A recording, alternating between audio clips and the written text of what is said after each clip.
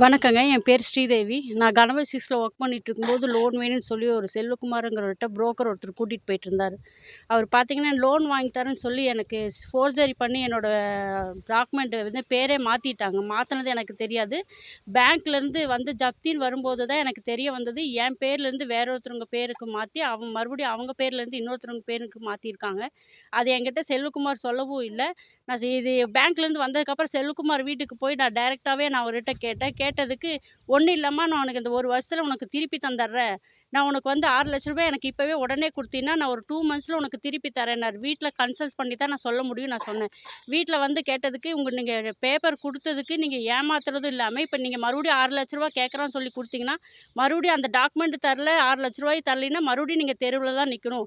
First டாக்குமெண்ட்ட வந்து உங்க பேர்ல மாத்தி குடுக்க சொல்லுங்க. அதுக்கப்புறமா ரூ. 6,00,000 நாங்க கையில ஸ்பாட்லயே தரேன்னு சொன்னாங்க. ஆனா கேட்க மாட்டேன்ட்டாரு. அதுக்கப்புறம் நான் டெய்லி அவர் வீட்டுக்கு போயிட்டு இருந்தேன். வீட்டுக்கு வரக்கூடாது.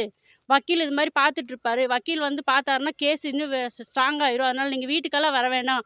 உனக்கு நான் எவ்வளோ சீக்கிரம் குடுக்க முடியுமோ, அவ்வளோ சீக்கிரம் நான் தரேன். நான் தான் இது பண்ணேன்னு நானே உங்களுக்கு பேப்பர் டாக்குமெண்ட் திருப்பி தரேன்னு சொல்லியிருந்தார். ஆனா ஜெயக்குமார். இதுவரைக்கும் அவர் எந்த ஸ்டெப்ஸுமே எடுக்கல. நான் இப்ப ஜெயக்குமார்ட்ட வந்து எனக்கு பேசியிருக்கேன்டா. இப்ப வீடு பொசிஷன் எடுக்கிறேன்னு சொல்லும்போது, நான் அவர் வீட்டுக்கே போனேன். வீடு பூட்டி இருந்துச்சு. கால் பண்ணா ஃபர்ஸ்ட்டு வந்து நாங்க கால் ரெக்கார்ட் பண்றாங்கன்னு தெரிஞ்சு, வாட்ஸ்அப் கால்ல மட்டும் தான் அட்டெண்ட் பண்ணிட்டு இருந்தாரு. இப்ப அந்த வாட்ஸ்அப் கால்ல அட்டெண்ட் பண்றதில்ல. நார்மல் கால்ல வந்து நாட் ரீச்சபிள்ன்னு தான் வருது. இப்ப எங்களுக்கு என்ன பண்றதுன்னு தெரியாம நாங்க போய் கோர்ட்ல கேஸ் குடுத்துருந்தோம். வக்கீல் வச்சு கேஸ் குடுக்க அவர் ஸ்டே ஒரே ஆர்டர் நிமிஷம் வெயிட் வாங்கியிருக்காரு. பண்ணுங்க. 31ஆம் தேதி வந்து எங்களுக்கு ஹியரிங் குடுத்துருக்காங்க.